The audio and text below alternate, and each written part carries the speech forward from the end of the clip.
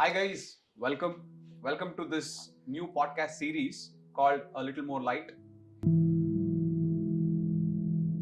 In this series, Vinay sir and I will be discussing about different stories, philosophies, ideas, and insights that will inspire you as well as empower you to be better in your life as well as in these exams. So, welcome Vinay sir.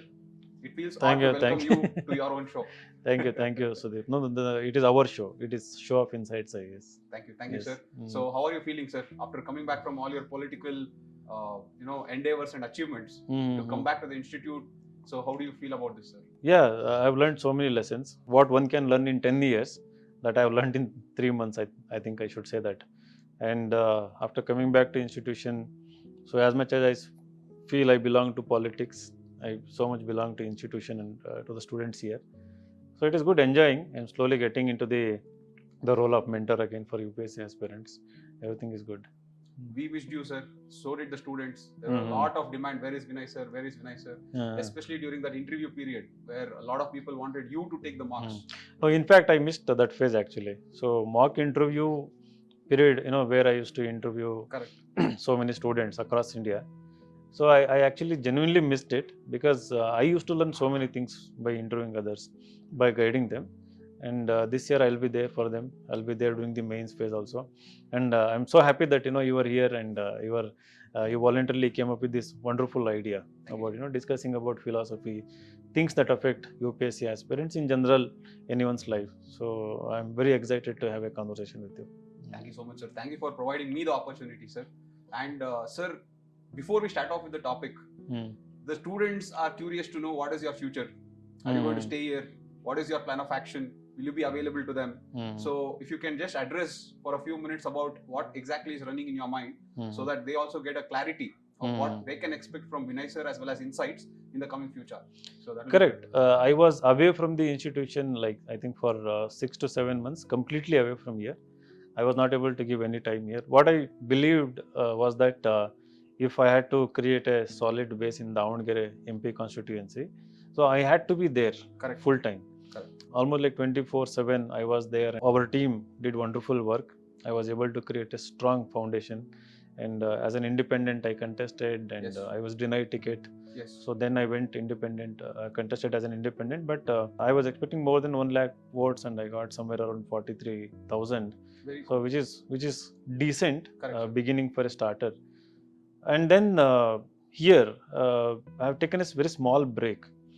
Now what I'm going to do is that I'm going to divide my time between politics and insights IAS, because this is something very integral part of my whole journey, and we have created a wonderful team of people like you, and I have to be here. What I will be doing henceforth is that in a week 3 to 4 days here and 3 to 4 days at the constituency, and somewhere juggling between Delhi and Bangalore as well. So I'm going to be there for students and for you people, and we will be doing this show regularly.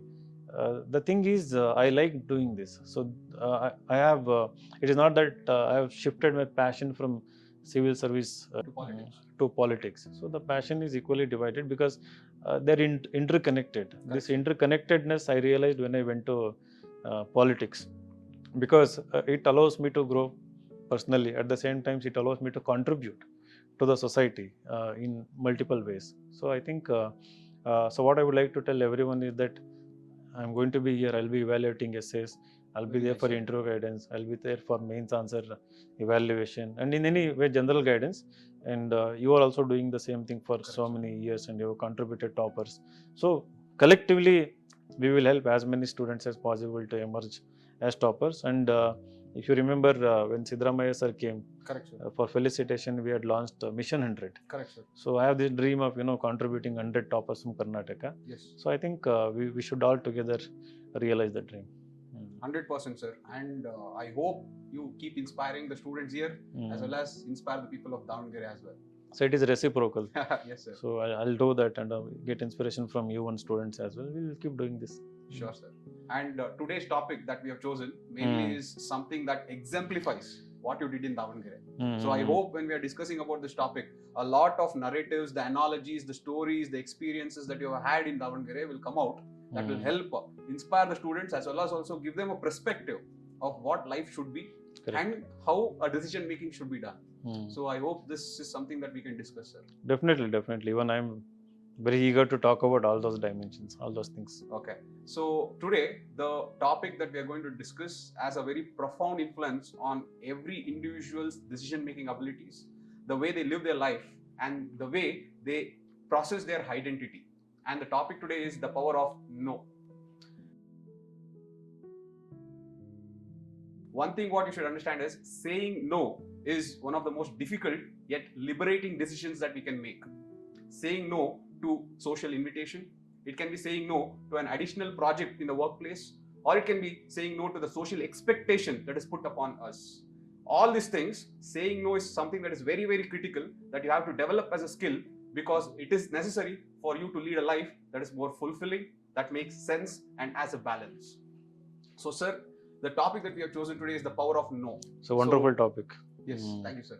So what do you feel about this, sir? What is something that comes to your head at first hand when you say the power of no? Like when I heard the topic, I was wondering, I have had these experiences in my own life. So where I had to say no, I might have compromised and said yes. I have had smallest of experiences where I had to take a very small decision and say no, and then very big decision. Correct. So in my politics, I have experienced where I had to say no. Correct. Where I actually said no. So maybe in the course of interview, we can talk about it. And I hope you're okay forefronting the entire journey of yours. Mine is open book, no filter. Yes, sir. So I'm ready to talk about anything. Yes.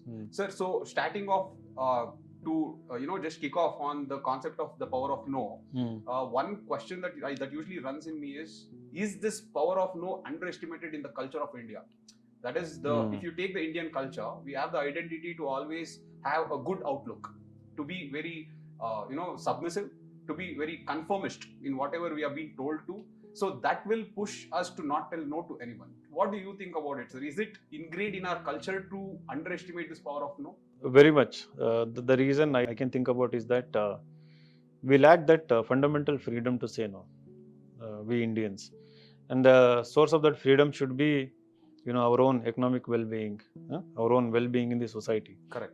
So I think if we are established strongly, I mean, as a family, as a community, and we have means, resources at our disposal, so then we will have that freedom to say no. For example, if one individual is rich enough and is very confident and is not insecure that his life can be managed with his own resources or whatever resources he can gain from his employment or anything, then so he will have that courage to say no. Very true. So right. So, but when it comes to individual, let us say one is preparing for the competitive exam. So we have an education system where this saying no was not encouraged. Correct, sir. School assignment you have to do. You cannot say no. You cannot say that I don't want to do my homework. Yes. Right. So any competition, they will force you. So even saying no is also taken as offensive in our culture. Correct. Parents. And I think in sociology, people study these concepts where, what we call respect. So it's kind of obedience to the parents. So the obedience is very much expected trait. Correct. From our children in our culture. So the children are, brought up in such a manner that they are so scared to say no to anything. The same psychology they carry towards this examination. If somebody is reading in a reading room and, if there's somebody calls for a coffee, they won't say no. Very true. Right? They will go and have a coffee and 1 or 2 hours is wasted. Similarly, so many instances will come up. So very much it is culturally ingrained and it has carried forward because still our country is largely poor in a way. I don't believe in all this, 23%, 40%, whatever BPL. I consider still 70% of the country is poor, relatively very poor. Poverty need not be only in terms of economic. Correct, sir. Right. Correct. So it is in so many ways, because for 1 year I have gained so many insights by traveling to, the remote villages, hinterlands. So there I have seen firsthand that, the poverty is very much alive and that actually determines the people's behavior and the people's responses to political developments, responses to any social development. So there are so many factors. True, sir. So, sir, in whatever the thing that you told, one question that I would like to pose upon that is, so you told that within the study room, when the other students come and ask this student to come for a coffee, yes, that person is compelled to go. Now, what I feel, why is that person compelled to go is that person has maintained an identity. That identity is a good guy kind of an identity. So that person wants to perpetuate the same identity amongst that friend. So by telling no, that person fears that whether these people will perceive that person as a different guy. So that insecurity or that lack of confidence within that person about his or her identity is what makes them or compels them to always say yes. Though they don't want to do that activity, they will go ahead and do it for the sake of maintaining that good guy or good girl identity. Good guy, good girl. At the same time, they are afraid to lose that relationship. Yes, sir. They want to maintain that relationship. Yes. He is a friend, she is a friend. So if I say no, they will feel offended. So we don't want to offend others. Correct, sir. Correct, At the same time, we don't want to harm the relationship. True. So that I've seen in the political arena also. Like take an example, powerful minister, asks something from a follower or from a second line of leader. They usually don't say no. They just oblige. They don't antagonize them. They don't kannadadalli we say nishtura agadu. Correct, sir. So they don't want to harm that relationship because they have gained certain privilege.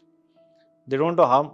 Psychologically they don't want to miss that privilege. Correct. So ministers say something, they will say just yes. So that yes men culture is so harmful. Correct, sir. Right.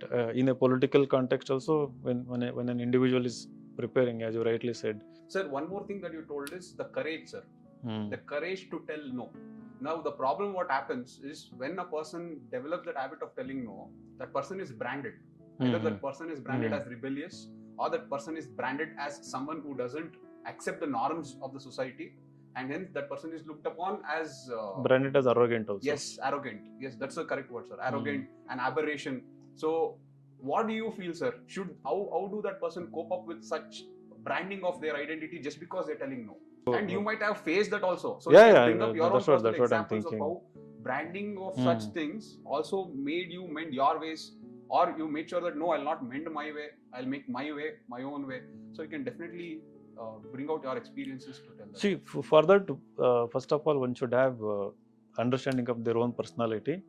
At the same time, understanding of the society also, the behavior of other individuals. The people whom we are afraid to offend or lose a relationship, they are not going to be permanently with you, right? So what is more important in our society is that achieving certain status, right? Achieving certain well-being. So when you achieve that status, everyone will come to you. Even the people who are offended right now will be your closest friends later, right? So we should have the confidence in ourselves that this is a short period where I may strain relationship. I may be branded as arrogant. I may be branded as aberration, right? But that is perfectly fine.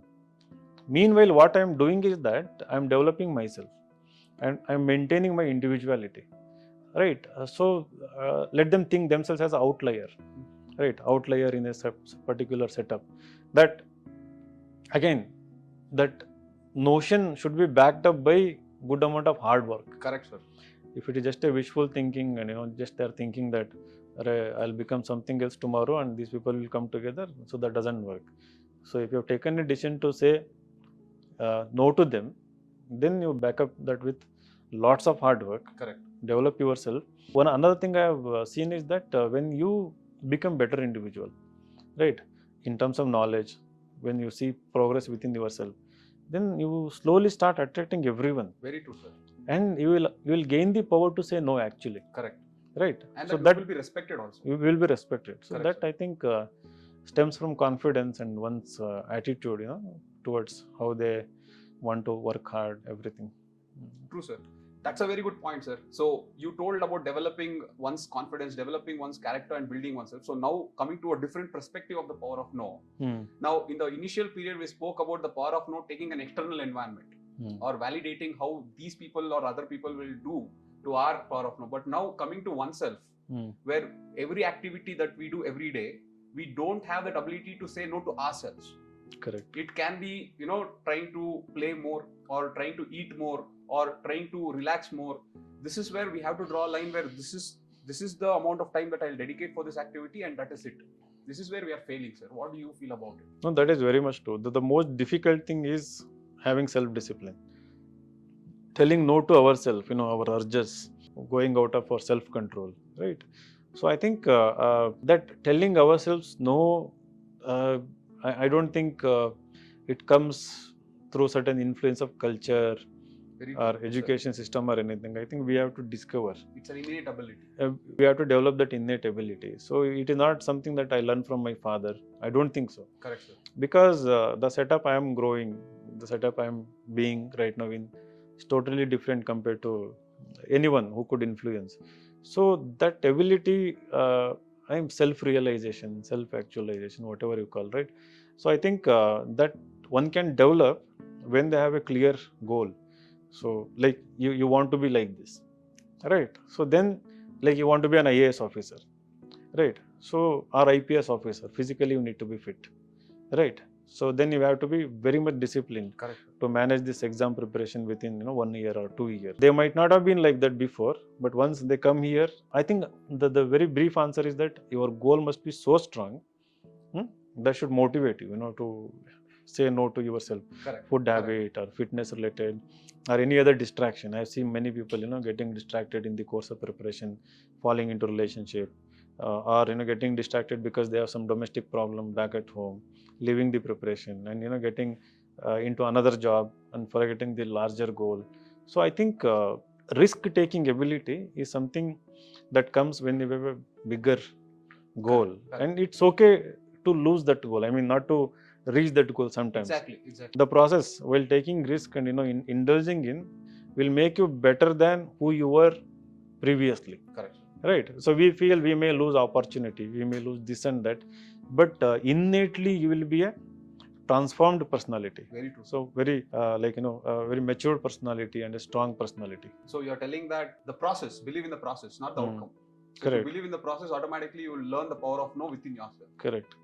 Sir, one more aspect within this telling the no to us, one more aspect that what I thought is most of our students, they have the power of no, but they use it selectively within themselves. Okay. For few things, they have that strong conviction to tell no, but there are a few things in life where they do not have the conviction to tell no. For example, for food, maybe they are very disciplined when it comes to food, so they will say no. But when it comes to going out with friends, they may not use the same discipline to tell no at that point of time. Or it can be, for example, let us say that there is a girlfriend and that person does not have the power to say no to the girlfriend or that relationship, but in all the other aspects of life, they are very disciplined, they can say no. So what do you feel, sir? This consistency is important, or can they be selective in telling no to few things and telling yes to the other things? Going by your example, when the self-interest is involved. Correct. So then they say no, right? So self-interest here. So they put self-interest before everyone's, right? Interest. So I think that might dictate, and I don't think that is going to be permanent. Okay. Right. So another is for the betterment of others, so the society. Correct. If somebody has the ability to say no in the interest of others, right? Again, the self-interest should be attached again to the larger societal goal. I mean that why do you want to become IAS officer, right? So the combination of both.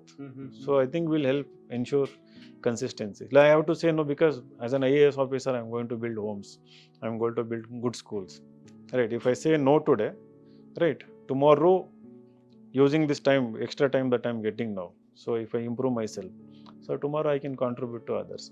So short term, it's a self-interest. Long term, it is utilitarian. Very good, sir. Very true. Sir, is there any instances in your life where you have told no, or you have not told no, and you feel guilty about it, or is there any regrets? That life lesson that you have that you would like to tell our students so that they can, learn from it, sir. So there are so many instances where I haven't said no. Yes. You can people come for discount. I won't say no. People come for help.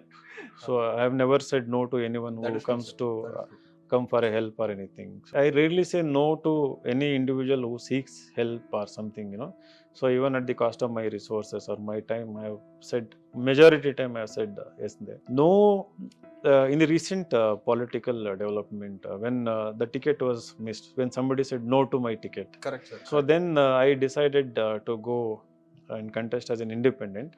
So here contesting as an independent was not against political party. It was Correct. mainly against the feudal system injustice that was there in Davangere constituency, where one family is in power for 40 years. Now they have got one minister, one MP and one MLA within same family, which I firmly believe is not in the interest of democracy or development or even social justice, right?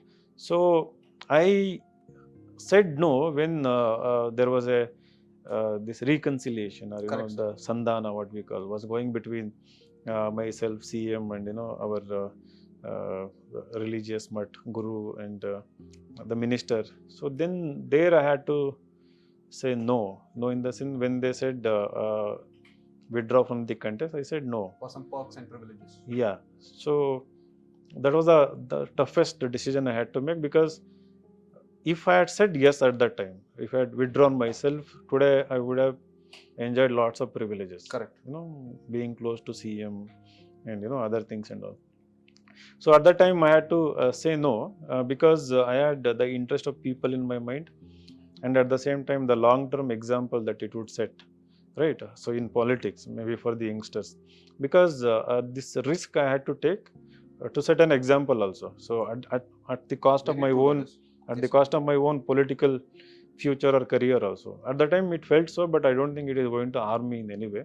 The growth in politics all depends on how well you are connected with the people and how well you are going to make use of that, right? Correct, sir. So that I think I will be very active and it won't harm. So why I'm talking about this is that sometimes we hesitate from taking big decisions, Yes, thinking yes. about the future consequences. Correct, sir. So we think that we don't have plan B, or even if you have plan B, it will get affected.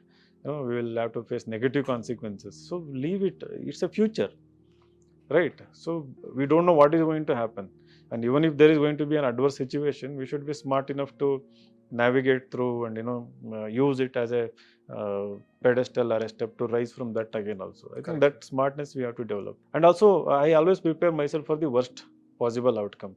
So okay, so what is the worst thing that is going to happen? I'm not going to lose anything, Correct, right? sir. So for some people, losing that privilege, like let's say being very close to CM, they think that that is the biggest thing they want in their life. So Yes, sir. indeed, that is a good thing, right? So if I'm missing that, of course, I may be missing it, but I'm such a person that I find joy in little things also. Correct. Right? I'm perfectly happy in not having anything. So my happiness is not, it doesn't oscillate. It Correct. doesn't, waver just because I don't have something and I have something. So it is ultimately, born out of my own self-satisfaction. So things I do. So I had that clarity. So I said no, and I contested, and of course the whole state machinery, the whole party, and big people came, campaigned against me, not against BJP, campaigned against me because I was making headway, and so we went and contested and got decent number of votes. Correct. And so it ultimately it had a positive impact in my opinion. Sir, so I always believe there are two kinds of people, sir. One is conformists who conform to the well-laid path. Another is reformists who question the well-laid path and try to create their own path. So that is where I think the distinction of the power of no comes. Like when you decide to tell something, or let us say in your scenario, when you told that you don't want to go for that perks and privileges, you want to do something that has a much greater meaning to you as well as the people of Davangere. What I feel is you're trying to reform something that at the short term, the political ambience may not understand. So The here, people may yeah. So very nice. I had said no. Yes. Like no to the big people, I wanted to contest. The same message percolated and people understood it. Correct. But when time came to take a decision during voting, they didn't have the courage to say no. Right? Largely the society, owing to the reasons we discussed about, minds are conditioned in such a way for so many decades. Correct. To believe in one ideology, one party, or one person also sometimes. Correct, sir. And the economic situation, so they are afraid to take risk. So why vote for an independent candidate? He's not going to win, so let us vote for either one of these parties. So let us stick to the well-laid path. Yeah. They didn't have courage to say no to these two big political parties. Correct. Sir, again, now coming to one more interesting aspect. So we discussed the power of no from an individual to the outside environment, from an individual to within themselves. So now coming to that, collectively people telling no. to a narrative or to a story, sir. How easy it is, sir, because you have worked hard to make them tell no, and it happened to some degree, but it will take time. Obviously, you're trying to do something that is very different. It is a pioneer, what I would like to say, what you are trying to do in the place of Davangere, where there are already so well-laid norms, and you're trying to create a niche for yourself there. So, what do you feel the difficulty there is to make a collective people to tell or realize the power of no? No is there in their mind. It is there in their mind that, I don't want like Shamnur family, Correct. or Siddeshwar family, or any family politics. But that no to come as a decision, to be executed as a, there is a distance to travel, right? So many factors come into picture. So collectively we have seen revolutions, like big revolution. Maybe we had one in Iran and we had in Afghanistan, and then it was overthrown. Another revolution came. We had Arab Spring revolutions, and then within the democratic setup, every 5 years when there is election, we say no to governments. So if we perceive some government as inefficient, not focused on development, so we say no. So that sense of no to be created collectively, it is not just the decision of the people alone, right? There comes the media, correct, sir. Right? There comes the social media. So the technology plays a huge role, and the people who own the technology, so they create a counter narrative, and they create other kinds of opinions, which are favorable to the ruling class. So there are so many factors. So the people get confused. To take individual decision, it is easy. Correct, sir. But at the end of the day, they think, okay, other person is not voting, right? For example, if I want to vote for Vinay Kumar, they think that majority of them don't want to vote for Vinay Kumar. So why should I waste my vote? Correct, sir. Right. So it's a extremely difficult thing. It requires huge amount of resources. If it is in the case of politics, or if it is in the case of even a village, or a small society, or one caste or one religion, so there also it requires huge efforts, and only when collectively a community suffers. So politically speaking, let's say Muslim community, so they in a block, they just go and vote the Congress party. Correct, sir. Right. So it has come through many previous elections that that behavior, the conditioning, it is ingrained. The conditioning, it is ingrained. So, for example, I got involved with so many activities among Muslim communities. I visited schools, colleges. I talked about development. I talked about secularism. I talked about them becoming IAS, IPS officers, everything.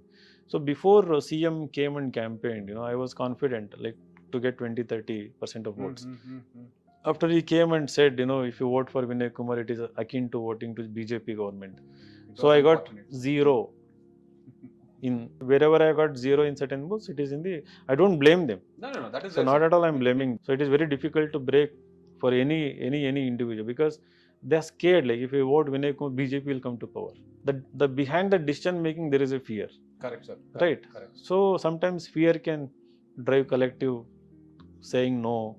Correct. Or something. So it's a very complex thing. That fear can override the collective conscience. Yes, and that can, correct. You told, sir, the distances, they have it in their mind, but the actions are not seen, because there is a still distance to travel. But the implication of this is that, anybody who wants to bring reforms in any community or any state, so they don't get encouraged. Right. So sometimes when people correct, sir. Go in other direction than they expected, what happens is that they get discouraged. They're not motivated to continue. So it happens. It has happened with so many people in the past. So we should not give up. Right. I believe it is possible, whether for an individual or for a group of individuals, to reform.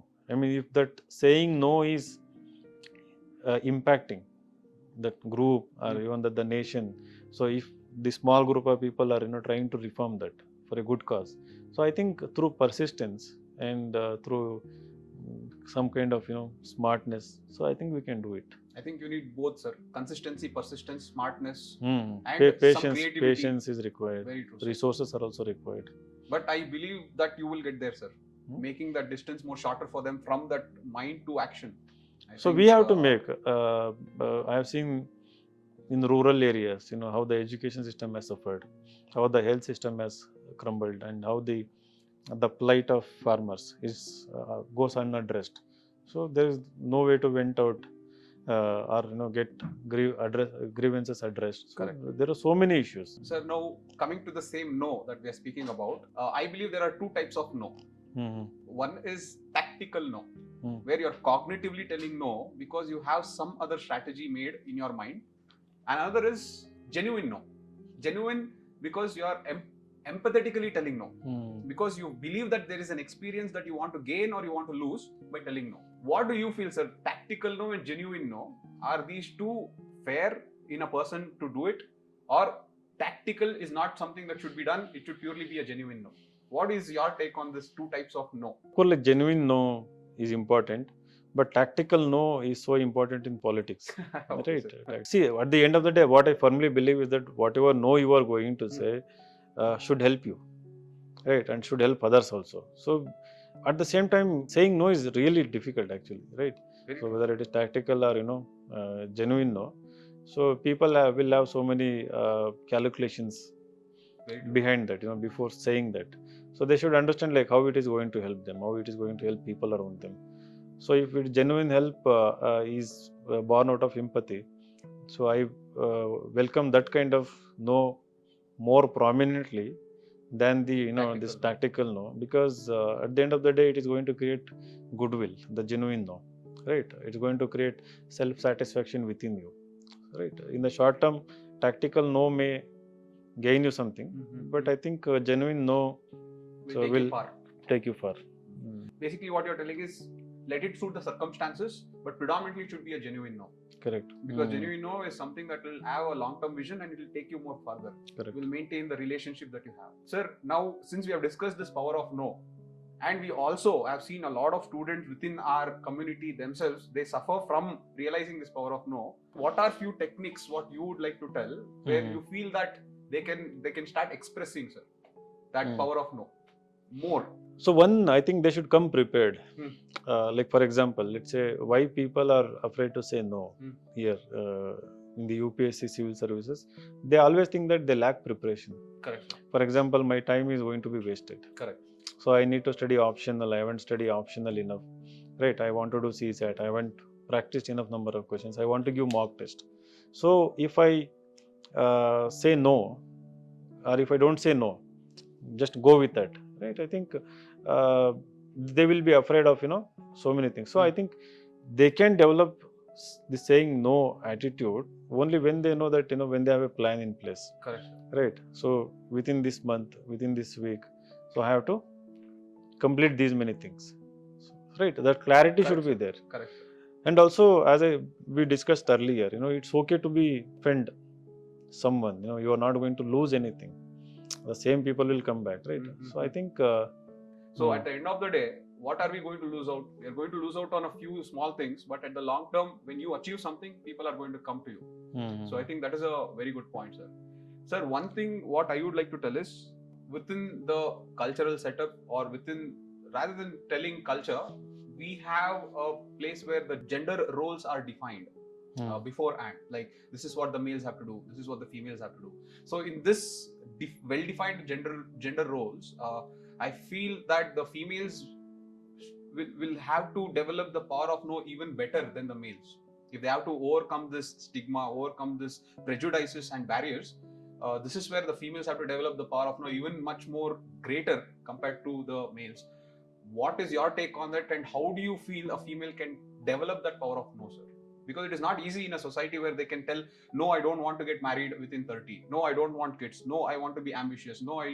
So that is something that that requires a lot of conviction, confidence. So what do you feel and how do you feel this can happen? So when we are raising a child, the very first word we tell them is no. Correct, sir. Don't do this, don't do that and all. So it's an irony that, so the same child doesn't, develop the very quality of saying no in the end. Of course, we say no to child, to save him from any harmful effect or anything. Don't touch that. Don't go there. So he will fall down, something like that. But in the context of the women, the female, the recent Prajwal Revanna case, we have seen that. Correct. And there was a movie, Pink, I think. Yes, sir. Right. So I think there also we have seen The no means no. The no means no something. So it is not, the onus is not just on the one gender here, right? I think they will get the courage to say no when the other gender is sensitive. Correct, sir. Right, sensible, responsive. So I think it's a reciprocal thing. So the thing is that so it is a male dominated society, unfortunately. They grow in such an environment, restrictive or toxic environment, where saying no is always punished, right, since the childhood. So study in this college, yes, I have to study in this. Study this course, yes, I have to study, right? So they are afraid, if I say no, it is going to have a negative consequences, right? I think that is carried in so many decision making, in so many arenas, I think. So I think we have to give them the best education, right? And we have to give them good employment, right? That self confidence is very important, becoming bold, right? So that boldness we have to teach to all our girl children. So teach in a way that, you know, we cannot be taught, teach it. Correct. It cannot be taught. So that kind of environment should exist within the family, that freedom, the original thing I spoke about, the Very freedom. True. Very true. So I think if we give the freedom, and also our parents are very scared of few things, you know, our girl children will make mistakes. For example, we don't want them to develop relationship, and we are afraid of this divorce thing in culture because of the stigma attached and all. So what happens is that we create a very restrictive environment, and, you know, we impact the decision making abilities, and, you know, we make them think linearly about so many things. So if we remove those things, give freedom, and allow them to experiment, so I think they will develop the ability to say no at the later stages, you know, when crucial decision making should happen. So I think it I think applies for both boys and girls, more so for girls, you know, they're restricted to in kitchen, the pink collar jobs, right? So it all depends on parents education also, parents awareness also, and also the community. The neighbors will say something negative or bad, the parents are afraid. We have to hear so many negative things from relatives, neighbors, right? Same caste people, right? If they are going for intercaste marriage. So I think it's a very complex situation. Yes. So I believe it will only improve after when we attain 100% literacy. Not just like normal literacy, but that awareness. Correct. And also economic development is also associated with this. So that gives financial freedom is at the bottom of everything, right? I have seen like, so like in liberal countries, Muslim countries. Correct. Like Jordan, right? Iran used to be very liberal. Afghanistan used to be very liberal in the beginning. So they would easily say no to hijab, right? So now in the Indian context, it becomes difficult. So I think it all depends on the freedom, the political freedom also. Yes. So for example, sometimes there may be a political party, if there is someone going for Hindu-Muslim marriage, they will make it a big issue there. Correct, locally, and it can sometimes become a national issue also. So parents will be afraid, right? So the girl will also become scared of that. So I think so many things are there. To put you on the spot, coming to the UPSC arena, especially the girl students, they'll be given an exact time frame of 2 years. So you clear or you don't clear, I don't care, you're going to get married. So this is where a lot of students come back to us and tell that I have to clear, otherwise they're going to get me married, and they don't have that empowerment or the power to tell no to their parents. Though they are very, very talented, they have gone very close to the success but not reached there, they have to get married because they don't have that option to tell no. So this is the context. What is your advice to these students on one place, as well as what is your advice to the parents who are putting that pressure on the student also? First one, they should go for higher education. They go for employment. Spend 1 year into coaching, or maximum 2 years, then enroll for higher education. Try to get into best institutions like IIM, IIT, National Law School, or Delhi University, JNU, such kind of institutions, right? So first 2 years, you invest in coaching or, UPSC preparation, do it intensely, then immediately go for higher education, then go for employment. So when you actually have employment, you borrow time. Basically, the parents understand, anyway she is earning, she is sending some savings, right? So they delay marriage. I mean, it's a psychological thing. So it allows you to get certain freedom, right? Correct, sir. Decision making becomes easy. Beyond this also, I would like to say that you should muster courage to say no to your parents, right? So I tell most of the girl students here, even back in my constituency, when I visited colleges, even schools. So when someone was studying in 10th, 11th, I told, don't marry till age 28. Go, explore the world, get job, study well, whatever hobbies you have developed, try to be good in them, participate in competitions, try to excel. So I actually told this, and in front of the rural parents also. So when they had come, and here, UPSC girls, they should make the parents understand about the future life also. Many parents will not have the idea about, Correct, sir. right, how her success is going to help them. So when you become an IAS officer, your own girl child becomes IAS officer, nobody has the courage to tell her you marry, right? Yes. Because they'll be searching for a IAS officer, IPS officer. It can get delayed till age 32, 33, right? Correct. So Then it is. It doesn't matter. It doesn't. It is proportional to her own achievement actually. Correct, sir. That is very Right. true. So I think they should think in that direction. And any message to the parents, sir, who are putting that pressure on them? Parents, they always think about two things. Definitely the happiness of their child, and second, their own social prestige. Correct, sir. Right. So anything that impacts these two, they think that getting her married to a good groom early is in the happiness of the girl child. That is their notion. So I would like to tell them that beyond these two, the bigger thing is that their own daughter getting into a highly responsible role of, let us say, IAS, IPS, and helping lakhs of other girls. So I think nothing can match that feeling. So it is just that they should have the confidence that eventually, after 1, 2, 3, or 4 attempts, their daughter is going to crack this examination. So they should give unconditional support and love and freedom. Correct, sir. To the children to fail and then to pass and then to reach their goal.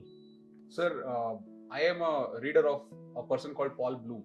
So he has written books like Sweet Spot, Against Empathy. So there he makes a very, very valid justification in one of his books.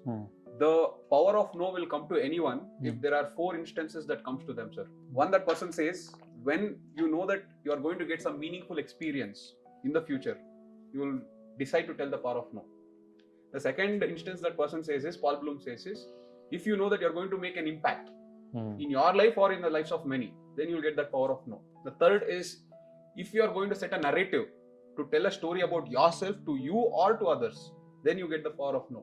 And the last instance that person says is, he says, whenever you get that transcending that experience of previous negative experiences, something negative loss has happened in your life and you want to transcend that, then you get that power of no.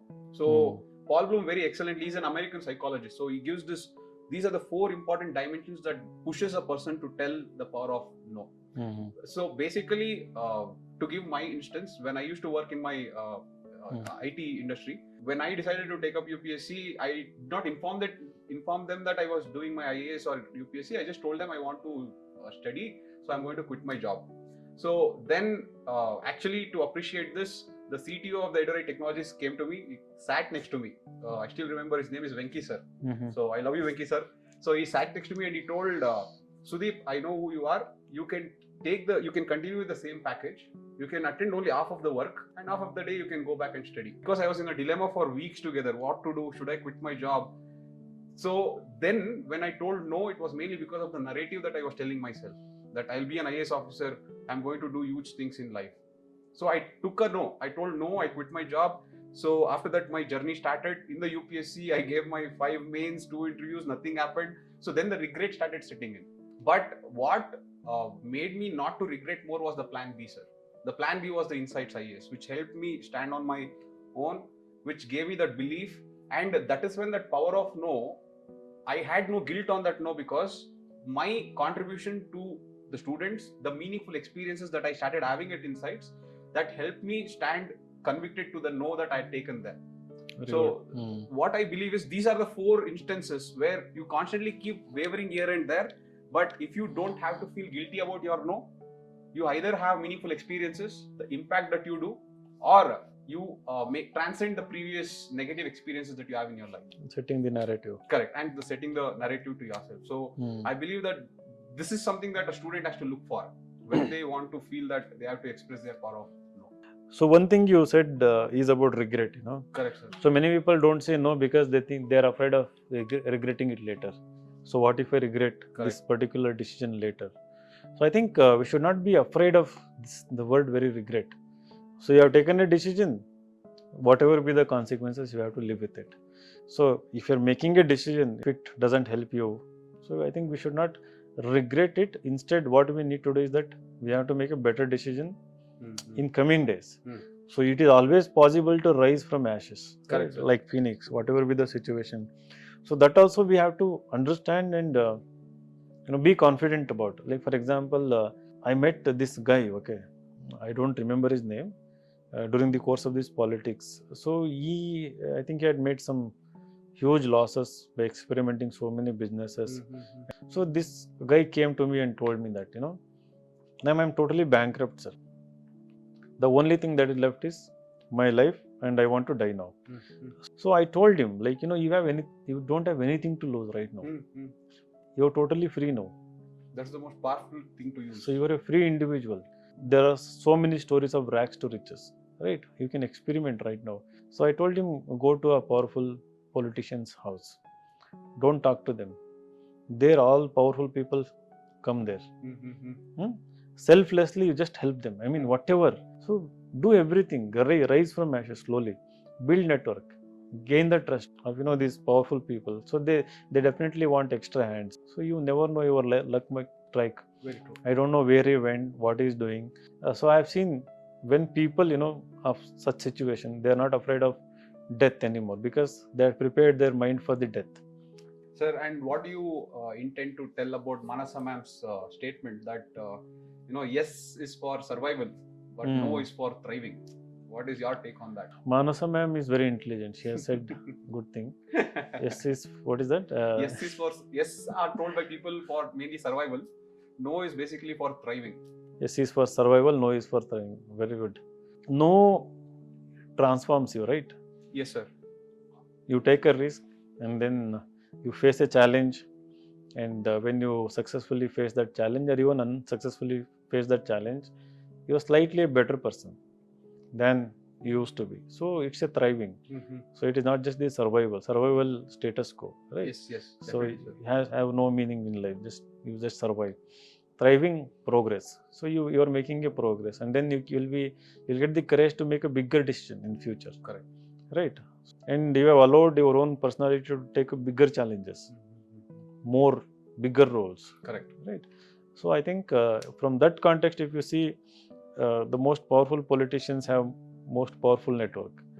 So they get the complex things done because their brain or mind or everything is prepared in such a way over the course of so many years experiences because of the risks. So you reach that apex only when you keep taking risks. So otherwise, if you're just surviving. Sir, so I have written a few statements taken from a book called The Power of a Positive No. It's again a wonderful book written by William Ury. So I'll just read out the statement, sir. Would you try to use your wisdom to give us some pointers on those statements, if possible? The first thing is, to empower your no, you must have a plan B. What do you feel about this, sir? Do you, sir? You don't have to agree with this. That's what I'm not agreeing with that. Yes, actually, yes, that's what suddenly I thought about. So, but the word is empower. To empowering the no, the decision you have taken to say no. You should have a plan B. So it's basically safe play. It's a defensive play. Fair enough, sir. So I don't agree with that. Even if you don't have plan B, burn your boats. So that's what. Go ahead. Yes, go ahead with this. I mean, if you firmly believe in that. Right. So plan B maybe can later emerge, or you can create another opportunity. Right. So it is, I mean, if you're in a very initial stage without any resources, then maybe it makes sense. And if you're developed and if you have some resources, then don't think about plan B, just plunge. Sir, in order to get a yes to your no, start by showing respect. That is true. So respect to our own decision. Correct. respect to others, respect to society. So that is there. Again, the respect, we have to differentiate. Is this respect is kind of some kind of blind obedience? So what is it here? Right. There's genuine aspect to it, then it makes sense. Hmm. Okay, sir. Fair enough. So this is a very good thing. To make your no stick, you have to help turn resistance into acceptance. What is your take on that, sir? So that resistance will become acceptance when your no has helped you grow as a stronger individual. Earlier I talked, when you emerge stronger, when people perceive you as very true strong individual, those who had resisted will start accepting you. Correct, sir. Right. Correct. I think we have analyzed the power of no, and I hope we have given pointers to students, not only No, you have given so many wonderful pointers. That's good. No, sir, I just wanted to get your wisdom out of it. That is the entire... What is wisdom? I'm also learning every... So whatever I have told based on my minimal experience. I am sure somebody who has more experiences will have more perspectives to share. True, sir. But whatever based on my short experiences I have talked about. No, it definitely makes sense. That is what, sir, your pointers, for you it may be very simple, but for us, since we are not exposed to those experiences, so it will be a new thing to us, both for our life and as well as for our exams. So I hope the perspectives and dimensions that we brought was helpful.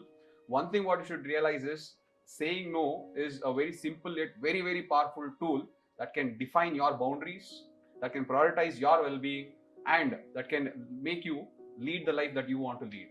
So I hope the session was helpful. We'll come back with more sessions in the future, guys. Please do like, share and subscribe. Thank you so much. Sir, thank you so much for making time, and I hope we'll do this more on a regular basis in the near future. Definitely. I'm not saying no to this. So we have, of course, we are going to choose very thoughtful topics. We will have wonderful conversation. So finally, I would like to say that no is the ladder to success. So wish you all very good success. I'm very happy to have this conversation. Thank you so much. And we'll come with another episode and we'll do a little more light. So we'll keep shedding light on all these wonderful topics. And thank you, Sudeep, for giving me this opportunity. Thank you so much, sir, for being so humble and for giving me the opportunity to be very frank. Thank you, sir. Thank you, guys. Bye.